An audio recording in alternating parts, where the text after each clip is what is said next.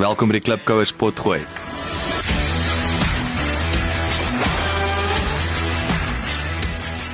Klipkouers, waar ons elke week met Afrikaner entrepreneurs en impakmakers gesels ten einde die beste praktiese besigheids- en lewensadvies met jou te deel. Jou gasheer en mede-klipkouer, Jacques Basson. Ek het 'n heerlike onderhoud gehad met Hannon, die glam guru, en sy besigheidsvernoot en lewensmaat Julius. En inteendeel, ek het die rou onderhoud was oor die 2 ure lank. En dit gee 'n indikasie van hoe lekker ek met hierdie manne gesels het. Inspirerende storie. Ek dink Hannon, weer eens, die mense wat weet en of jy nie geweet het nie, hierdie ouens het van niks afgekom nie. En is weer daai waar hulle hande vuil gemaak het, klein begin het hulle self opgebou het, waar hierdie groot suksesverhaal is. En natuurlik 'n baie sterk, ek sou sê sekerlik een van die enig in sy soort en grootste Afrikaanse skoonheidshandelsmerke, as jy dit so iets kan noem. Natuurlik is dit nou nie eksklusief Afrikaans nie, maar die grootste mark vir hulle is die Afrikaanse mark. Wat natuurlik vir my een van die goed wat hy my vertel het wat vir my so inspirerend was, en is weer daai passie, daai ware passie nooit weggegaan het nie, of sal ek sê wat nog steeds op die voorgrond is, wat hy doen en hoe hy te werk gaan, wat hom dryf is, hoe hulle elke jaar, ek dink dit was elke jaar of elke 2 jaar wat hulle in Griekeland gaan vakansie hou. En dan vertel Julius my hoe Hannon is hom weer kry, Hannon verdwyn, en dan is hy besig om die ou Griekse tannies sommer daar op 'n stoel in die straat hulle hare te sny, en hy gee vir hulle 2 style om van te kies. En ek kon myself net indink, want dit was vir my baie inspirerend, en dit is vir my amper opsomming van hierdie man en hoe hy te werk gaan en dinge doen. Kom luister na die onderhoud, ek dink jy gaan dit geniet soos wat ek dit geniet het. Kom ons gesels 'n bietjie oor die mens wees en so aan. Waar het hulle groot geword? Wat is die pad? Boeties, sissies, wat die ouers gedoen, wat invloed gehad het, wat julle tot hierso gebring het in hierdie ongelooflike suksesverhaal. Jacques, dis 'n lang storie hoor. Jy vat 3 minute. Okay. Vat jou tyd, vat jy 3 minute. Ek het 3 minute per lewensjaar nodig, so en ek is al baie oud so. Nee, laat waai Julius. Nie ek of Julius kom van 'n familie van entrepreneurs af nie. Jy weet, my pa en my ma was staatsamptenare gewees, en so was sy pa ook, het vir die bank gewerk. So ons het nooit daai riglyne gehad van jy moet jou eie besigheid begin nie. Om die waarheid te sê, my ouers het dit ten sterkste afgekeer. Weet, hulle wou gehad het veilige beroep gehad het, nee. So jy weet, as 'n kind was ek baie kreatief geweest. En ek het baie vroeg in my lewe het ek die mag van transformasie beleef. Jy weet, as maatjies by my kom kuier het, okay, nou speel ons cowboys en seerowers. Dan onmiddellik het ek hulle na ons buitekamer toe gevat, want daar was altyd ou klere en pruike en goed van my ouma en so. En dan hoe sal ons nou weet wie's nou die cowboy en hoe sal ons nou weet wie's die seerower? Kom ons trek aan soos dit. En die oomblik as jy dan nou lyk soos dit, dan voel jy sommer net meer manne, weet waar galsig, jy weet. So cowboys en seerowers het verander in ander speletjies, soos byvoorbeeld mooi maak speletjies. Ons het op 'n stadium met die hele buurt se dogtertjies bymekaar gekry, en elke week is daar skoonheidskompetisies gehou daar op ons grasperk. Dan was ek altyd die beoordelaar, en as die dogtertjies se haartjies nou nie lekker lyk, dan vleg ek dit sommer nou vaal dat sy ook nog net 'n beter kans het. Jy so klein tyd hierdie girls vasgevat. Waar het jy groot geword? Wat 'n dorp was dit? Waar het hierdie goed? Ek kom van 'n klein dorpie. Toe ek nog klein was dit 'n kleiner dorpie met die naam van Vryburg in die Noordwes. Vryburg, maar ja. Kom Gert Johan Kutse nie ook van Vryburg af? Ek weet nie as jy Vryburg inry, is daar groot sign wat sê welcome to Vryburg, the Texas of South Africa. Rara. Ja. Dis nou interessant. Ja. Ek is seker Gert Johan Kutse kom van Vryburg, maar dit is interessant ook, want ek onthou dis ek wil sê in die middel van nêrens in hiphop hierdie en wat ook vir my is interessant, ek gaan dit double check, want dit is so interessant dat hierdie kreatiewe ouens, né? Dis baie kreatief in hierdie klein dorpie. Wat het dit gestimuleer jou kreatiwiteit? Kreatiwiteit was nog altyd daar, maar wat die kreatiwiteit laat groei het, is die feit dat op 'n klein dorpie, as jy baie kreatief is daar niks wat jy klaar gemaak kan koop nie. My ma is ook nie vir my geld gegee het om onnodige goed gaan koop nie. So as jy iets wou skep, moes jy dit self maak. So ek weet as 'n klein seentjie wou ek wou graag 'n pop met lang hare gehad het. As my ma vir my vra, wat wil jy? Ek soek 'n pop met lang hare, want ek wou die pop se hare in rollers sit en so aan. Ek kon nie dit kry nie. Cabbage Patch se hare is nie so lank nie. Maar wat het ek gekry? Ek het vir my 'n B-stert gekry. Wat ek by die slagpale gaan optel het. En die B-stert het ek geshampoo en ek het dit in rollers gesit. So ek was 'n vreemde kind gewees. Ja, maar jy het die probleme opgelos. Presies. En daarop het ek al reeds begin om bietjie kreatiwiteit te oefen. So toe ek klaar is met matriek het ek weermag gedoen. My pa wou vreeslik graag gehad het ek moes 'n polisieman word. Want weer eens jy gaan 'n pensioen hê en jy gaan 'n salaris kry en jy kan sorg vir 'n familie en al daai goedjies. En ek het net gesê nee, op hierdie stadium moet ek my eie pad begin loop. Ek moet nou doen wat my hart vir my sê. En ek het my ingeskryf by die Kaapse Tegniese College vir 'n haarkappery kursus. So Hoekom die Kaap? Wat was spesiaal in die Kaap op daai stadium? Man, ek het terwyl ek in die weermag was, het ek op 'n stadium gaan vakansie hou daar. En ek het heel toevallig gepraat met 'n haarkapper wat my toe nou 'n bietjie bekend gestel het aan die Kaapse salonne. Wow.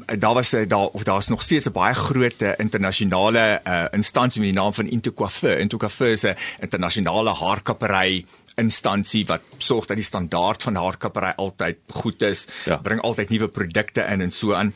En die persoon het gesê as jy 'n haarkapper wil word, moet jy werk by 'n Into Coiffeur salon waar jy die latest en die greatest en die beste opleiding kan kry moontlik. Okay. Ek het nie geweet dat daar Into Coiffeur miskien in Pretoria en Johannesburg of so was nie. Ek het nie gedink is in die Kaap, jy weet. So, toe ek Kaap toe ingeskryf daar vir 'n deeltydse kursus terwyl ek toe nou nog steeds in 'n salon voltyds gewerk het. Ek was 'n vakleerling geweest. Ek het tee gemaak en hare gevee en so voorts. 2 jaar later het ek gekwalifiseer en toe het ek besluit maar dalk wil ek nog 'n ekstra jaar bydoen. In die ekstra jaar het ek skoonheidskunde en 'n bietjie make-up bygedoen. En terwyl ek studeer het, weet in die Kaap as jy in die rondstap is daar's altyd photoshoots aan die gang, daar's altyd mense wat werk op filmstelle. Dan staan ek altyd vreeslik dreamy eyes daar, so ek wil so graag deel wees van daai groep. So, hoe kan ek deel wees daarvan? Ek het byvoorbeeld gegaan na die August toe, ek het na die vroue tydskrif toe gegaan gesê, luister, ek is nog net 'n vakleerling, maar ek sal vir julle verniet werk. As julle my net 'n kans kan gee om te gebruik. En al wat ek graag wil hê is gee net vir my van die foto's waarop ons werk sodat ek ten minste dit as 'n portfolio kan gebruik. En dit is maar hoe ek begin het in daai tipe van industrie en my vingers in die pies gekry daarso. So baie van die sukses van my en van ons besigheid is die feit dat ons dikwels spring ons hande 4 voet in 'n ding in. Ons vat 'n geleentheid en ons verwag nie noodwendig betaling daarvoor nie. Maar partykeer is dit net vir die ervaring daarvan. En toe ek my eerste werk as haarkapper toe gekry het, ek is gekwalifiseer. Toe stap Julius eendag deur die deure en ek het sy hare. Is hierdie nou middel 90s? Waar is ons nou? Begin 90. Ja, dit was begin 90s. Maar ek gaan net die storie rewind. Ek dink dit is terwyl hy geswat het, ek het hom toe nog nie geken nie. Maar noodgedwonge, hy's 'n honger student, toe hy by die Soutrivier, Lijkshuis, ook 'n werk gekry. R10 'n kop, en hy het die lyk as 'n grimering gedoen, weet, sit 'n bietjie blosser op en lyk hulle ook net 'n bietjie beter. Weet, as 'n vakleerling kry jy niks geld nie, jy's altyd honger, altyd. So jy doen maar wat jy kan. Jy doen wat jy moet doen. So as jy 5:00 vanmiddag klaarmaak, dan ry jy na iemand se huis toe, dan gaan sny jy tannie se hare in die kombuis, byvoorbeeld, vir ekstra geldjie. So dit was nou maar net 'n natuurlike ding. Wat is, as jy moet elkeen 2, wat is die belangrikste besigheidslesse tot op datum? Ek dink die een het al klaar uitgekom, vra, moenie bang wees om vra. Maar wat staan uit oor die jare? Hoe lank is dit nou? So van dit julle weggespring daar? Van dit ons weggespring. Ons het in 2001 van die Kaap af opgetrek Johannesburg toe. En toe het ons die mooiste siel net gehad. So, dit is nou 18 jaar. 18 jaar. So 18 jaar, ja. Van die begin, van die humble beginnings, toe hy nog sy grimering in 'n roomhuisplek gesit het met 'n pleister opgeplak met sy naam Hannon opgeskryf. julle foto's. Julle nog foto's van al daai. Nee. Of by jou jy wil geen bewyse hê van dit. Ek is nie skaam, maar voor dit was heel prakties. Tot hy vir Boland Bank in die Parel 'n funksie gaan aanbied het met hierdie roomhuisblik en ek sê tot hier toe nie verder. Nou koop ons weer 'n make-up box. 'n roomhuisblik. Dit is wonderlik. Dit is 'n wonderlike storie. Dis 'n wonderlike storie. Wat is die belangrikste besigheidslesse wat julle vir klipgoers kan? Ek dink wat waarde, okay, daar's 'n paar lesse wat ek al geleer het. Die feit dat ons in Europa gewerk het en in Suid-Afrika gewerk het. Mense sê altyd, hoekom gaan julle nie oor see nie? Hoekom gaan werk julle nie daar nie? As jy dit nie kan maak in Afrika of Suid-Afrika nie, sal jy dit nêrens kan maak nie. Dit is so maklik om geld te maak in hierdie land. Jy kan, ek sê nie ek doen dit nie, maar jy kan 'n pil uitbring wat allerhande verkeerde goed in het. Jy gaan plak 'n postertjie teen 'n deur of teen 'n muur en jy sê Of 'n boom en jy sê as jy wil gewig verloor 10 kg 'n week, bel my. Daar sal geen polisieman bel agter jou aan of kom kyk waar jy hierdie besigheid beman nie. Dis nou net 'n eenvoudige voorbeeld, reg. In Suid-Afrika is dit baie maklik, ons het min red tape. In Europa is daar altyd hierdie prosesse waardeur jy moet gaan. So, maak iets van wat jy het in hierdie land, want dit is tot groot voordeel vir jou, in plaas daarvan dat dit 'n negatiewe ding is. Die ander ding is, dit is ook nodig om te weet, wie is die mens met wie jy praat? Ja. Ons het, toe ons direkte aanbiedings gedoen het ons aangebied in areas waar die persoon aan wie sy verkoop na 'n huis toe kom. So ons het aangebied in mense se sitkamers, ons het aangebied in mense se garage op plastiekstoele, waar 'n vrou alle aantekenings doen agter op haar sigaretboksie. Ons het aanbiedings gedoen in 5-ster hotelle.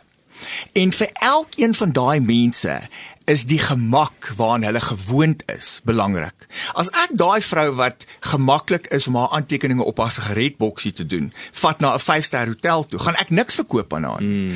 En die ander manier werk ook. So jy moet nooit dink dat hierdie produk is te goed of te sleg vir iemand nie, want daar is 'n mark vir elke mens. En wat vir my weer eens baie kragtig is van julle model is julle is so naby aan die kliënt, omdat julle hierdie kom ons moet nou maar die workshops, nee, of hierdie doen, so julle weet presies. Ek het nou wat ons in die begin gesê het, jy doen die R&D, maar dis omdat jy het werklik jou vinger op die pols, omdat jy hierdie ouens in hulle huis, jy sien hulle optree, 5-ster, so julle sien al daai goed eers staan. So dis nogal uniek, nee, as wat jy nou jou haarsalon het daar en almal kom na jou toe. Of net sekere mense kom na jou toe, wat jy 'n lekker gevoel kry. En hulle kom uit hulle milieu uit na jou toe. So jy leer nooit regtig daai mens ken nie. Yes. Dis 'n geweldige voorreg om te kan praat en direkte kontak te hê met 'n eindverbruiker. Daar is nie 'n mevrou Estie Lauder nie. Daar is nie 'n meneer Wella nie, jy weet. Ja. Maar daar is 'n Hannon wat Hannon bemark. Ja. En ek dink tog al dit is belangrik vir enige besigheid dat jou kliënt moet weet wie is die persoon wat ek verantwoordelik kan hou vir die outcome van hierdie produk. Maar ook dit is ook baie gegrond op vertroue. Jy weet dat ek dink die kliënte vertrou vir hen omdat hy gee vir hulle die waarheid. Nie altyd wat hulle wil hoor nie, maar die raad wat hy vir hulle gee, werk vir hulle. En weet jy, dan kan jy dit deurtrek na die produk toe ook. As mens kyk na ander besighede, sal jy altyd vind dat as jy byvoorbeeld kyk na 'n restaurante wat goed doen, is waar die eienaar die kliënt groet by die deur en sê, mevrou so en so, welkom terug, jy het verlede week koffie gehad, jy weet, daai erkenning. Ek vind baie dikwels vind ek dat mense koop byvoorbeeld iets soos 'n haarsalon of 'n skoonheidssalon, die man koop dit miskien vir sy vrou of dalk koop sy dit self, maak nou nie saak nie, ek wil nou nie seksisties klink nie. Maar sy koop dit met die idee dat hierdie besigheid gaan op sy eie aangaan. Ek kan maar gaan shopping doen deur die dag, ek kan die kinders rondry en by die rugby gaan aflaai en whatever, hierdie storie gaan heeltemal op sy eie ran. as 'n kliënt deur die deur stap, wil hulle weet wie is die verantwoordelike persoon? Wie is die mens wat my gaan laat welkom voel in hierdie establishment? Dit is weer eens waardevolle advies daar en ek onthou op 'n tyd ek spot en ek wil nie spot nie want daar te veel ouens hulle gat gesien, maar ek sê die Afrikaners wat op pensioen het of 'n Spur of 'n Spar gekoop. En in my of 'n vetkoekpaleis. Of in my opinie is dit die moeilikste industrie wat jy restaurant en veral supermark. Dis nag as jy nie daar direk betrokke is. En as hy self daai oom koop en dan gaan maak 'n krak en dink jy nou hy gaan aftree. Skielik het jy hierdie stokkontrol monster op jou waarvan jy nie 'n klou het nie. Absoluut. En is interessant, my ouers was ook in die restaurant en daai wat hulle die eienaar wil sien. Maar dis nou interessant weer eens vir my van die Hannon handelsmerk is die toeganklikheid tot jou. Dit is baie uniek. Dis min dat jy, soos jy sê, dat jy hierdie groot handelsmerk het, maar hulle weet jy ergens. En ek dink dis wat Suid-Afrika vir my verskriklik interessant maak en uniek maak. En ek stem saam met jou. Ek dink dit is baie makliker om geld te maak. Ek stem 100% saam. Baie goeie advies van as jy dit nie hier kan maak werk, nou wil jy gaan en aan deure klop in Europa en in Amerika en so baie meer gesofistikeerde markte en meer kompeterend. Maar wat vir my baie uitstaan, veral van die Afrikaner, is toeganklikheid. Jy sal nie, as ek die foon optel, jy gaan nie A-lister in Engeland of Amerika, jy gaan nie by hulle uitkom sommer maar net nie. Ja. Dat jy familievriend of iets is. Ja. In Suid-Afrika is daai, ek wil amper sê die Afrikaanse A-listers hierso, dit laat my dink aan golf. Golf is my enigste sport in die wêreld waar jy amper kan vasloop en nou en Tiger Woods op pad na die volgende gat toe. Dit golf is is vir my net daai toeganklikheid tot hierdie supersterre. Nêrens anders kan jy letterlik per ongeluk afstand met die res van die. Met enige ander sport. Daar's net nie daai toeganklikheid nie. So dis vir my 'n wonderlike voorbeeld en weer eens ek wil sê well done, maar dit is nie almal wat daai toeganklikheid of te belangrik word. Ek dink dis die ander probleem. Ouens raak te belangrik en te groot. En dan is daar geen toeganklikheid. Ek praat met my MD hierso nou. Ja. Tyd vir 'n het jy geweet insetsel. So die kom ons noem dit nou maar die beauty and cosmetics mark in Suid-Afrika is so 27 miljard rand 'n jaar werd. My groei enigiets tussen 4 en 5%. En aan die vervaardigingssektor van hierdie produkte is so 20 miljard. Nou die interessante ding, nog steeds 85% van die produkte in die Suid-Afrikaanse mark, skoonheidsprodukte, is jou, so hulle sê daai usual suspects, is jou groot internasionale handelsmerke, dis jou L'Oreal's, byvoorbeeld, as sekerlik een van die grootstes. En wat duidelik is hulle kyker nie, omdat Suid-Afrika is 'n druppeltjie in die emmer, kyker hulle nog steeds nie vir die plaaslike behoeftes nie. En wat die plaaslike behoeftes is natuurlik die klimaat is 'n ander ding. Dit is heeltemal 'n ander ding hierdie son. Ek het nou weer agtergekom. Na 14 jaar in die buiteland, jy speel nie met die Afrika son nie, en natuurlik die verskillende tipe velde en met ons diversiteit in Suid-Afrika. En dis natuurlik dit op sigself skep 'n geleentheid, want vir my is diversity of diversiteit vir my gelyk aan dis nismarkte. En dis natuurlik ook 'n ander tendens wat in die mark duidelik is waar jou nuwe generasie wat deurkom, en ons sien dit ook in kos, hulle soek meer natuurlike produkte en natuurlik baie belangrik soek plaaslik vervaardigde produkte. En ons sien dit ook, ek het al met 'n paar vrouens gesels die afgelope 2 jaar of so wat 'n baie meer natuurlike plaaslik vervaardigde produk maak. En natuurlik wie anders om 'n Suid-Afrikaanse vel en klimaat beter te verstaan as 'n Suid-Afrikaner. Die industrie, as ons terug, ek het gepraat van die 85% van word deur die groot handelsmerke of handelshuise of handelsmerk skoonheidshuise bestuur. In Suid-Afrika is daar gemiddeld 250 besighede wat hulle self bevind in die industrie en met so 60,000 mense wat vir daai besighede werk. En lyk my die direct selling, so ons weet natuurlik van die handelsmerke is maar dis daai network marketing direct selling, lyk my daar so 1.3 miljoen mense wat betrokke is in die land. So dis nogal nogal groot getalle. Maar nietemin. So om met die klem op natuurlik en een van die redes ook om natuurlik en hier's 'n belangrike ding wat ek nie genoeg kan beklemtoon en is iets weer eens wat belangrik is in ons huishouding, is dat jou vel is die grootste orgaan en hy absorbeer alles wat jy op hom sit. So en ek weet nie of jy dit geweet het nie, maar daai Axe wat jy onder jou arm spuit, die cologne wat jy aansit word in jou vel ingetrek en in jou bloedstroom in. En natuurlik daar's al hoe meer mediese bewyse of feite wat wys hoe sekere siektes, kankers en so aan word veroorsaak deur dood eenvoudig dit wat jy op jou vel sit. So ek wil jou aanmoedig, ons is lief, ek dink Dis-Chem het sekerlik een van die grootste verskeidenheid van 100% suiwer en natuurlike produkte wat die job doen. En as ek jou nou 'n Metroman tip kan gee, weet, spuit die cologne op jou klere. Dit hou in elk geval langer en jy het nie nodig om jouself op jou vel te spuit en so aan nie. So daar's vir jou hou jouself gesond terwyl jy nie stink nie. Wat is julle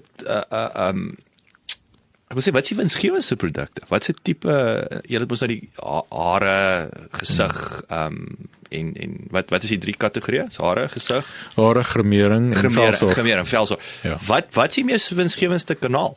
Of is hulle maar Dit verskil, dit hang af van die aktiewe bestanddele wat jy daarin sit, want baie van die roumateriale word nog steeds ingevoer, die bulk, en dit is duur.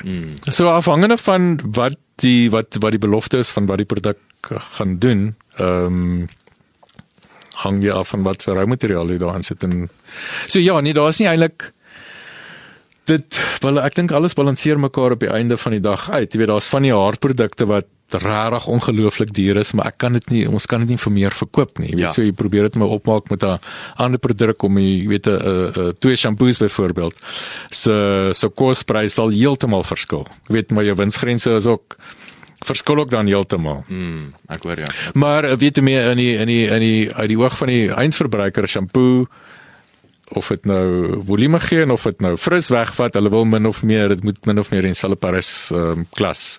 Is dit brood en botter, sou ek sê, as jy nou daai brood en botter reeks, is dit nog steeds hare? Nee. Dis, weet ek, kyk maandeliks, ons mascara is by verre die beste verkoper, ja. En dan ons het altyd so top 10 of 'n top 20 bestsellers lys, en dit is baie selde laat dit eintlik wissel. Maar weer eens is die basiese produkte wat die beste verkopers is. Weer die basic beauty needs van mense. Kom ons kyk 'n bietjie na wat's groot risiko's vir julle, en wat is groot swakpunte, as julle nou so, wil ek sê so vulnerable Wat swakpunte in die besigheid? Wat voel julle is weet, behind closed doors, wil ek sê, is nie lekker nie, of kan beter? En wat is risiko's? Ek wil, ons kom nou weer, ek bly weg van politiek af, maar nou is ons moes die 8stes om die draai. Is daar risiko's? Hoe sien julle die dinge? Daar's altyd risiko met enige besigheid. Iets wat altyd 'n swakpunt vir ons was, is, omdat Hannon se naam so nou gekoppel is aan hom en die produk. Ek het al gedink, okay, as hy nou iets oorkom, wat gaan van die brand word. Maar ons het seker so 2, 3, 4 jaar, 3 jaar terug, het mense begin vra vir ons agente, wat buite in die veld is, en ek weet nie hoekom vra hulle dit nie, want hulle sien hom op TV, is Hannon 'n regte mens? Weet, is daar iemand soos Hannon? Wat vir my snaaks was, maar wat vir my ook 'n baie goeie ding was om te sien, want dit is vir my begin deurkom, laat die brand homself begin dra en verkoop.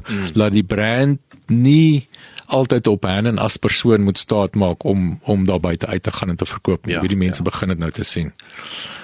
So dis ek wil sê, dis 'n swakpunt, maar dieselfde asem is hy besig om stadig daai shift te maak. Ja.